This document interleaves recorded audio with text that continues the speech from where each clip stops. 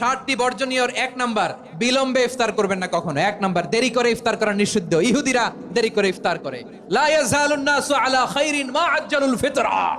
বিশ্বনবী বলেছেন, এই উম্মত যতদিন আগে আগে ইফতার করবে, এই উম্মতের কপাল থেকে কল্যাণ কেউ ছিনিয়ে নিতে পারবে না। চিল্লায় বলেন ঠিক কি না? আজানের জন্য বসে থাকবেন না, সময় দেখবেন। স্থানীয় সময় যখন সূর্যাস্ত হওয়া মাত্রই বিসমিল্লাহ, খেজুর খেয়ে ফেলবো। পারবেন তো নাকি দেরি করবেন? 2 নাম্বার, রমাদানের পবিত্রতা বজায় রাখবো। কোনো তর্ক বিতর্ক অশ্লীলতায় আমরা জড়াবো না, ঝগড়া করবো না, সরাসরিও না, ফেসবুকেও না। করবেন কেউ গালি দিলে বলবেন ইন্নিমরুউন সায়েম, আমি রোজাদার। আল্লাহর হাবিব শিখিয়েছেন, কেউ যদি তোমার গালি দেয়, কটু কথা বলে, অশ্লীল কথা বলে, রমজানে তুমিও বলতে পারবে না। তুমি বলতে পারবা ইন্নিমরুউন সায়েম, আমি রোজাদার। আজকে থেকে নিয়ত করেন, রমজানে কেউ গালি দিলে আপনি একটা গালি দিবেন নাকি?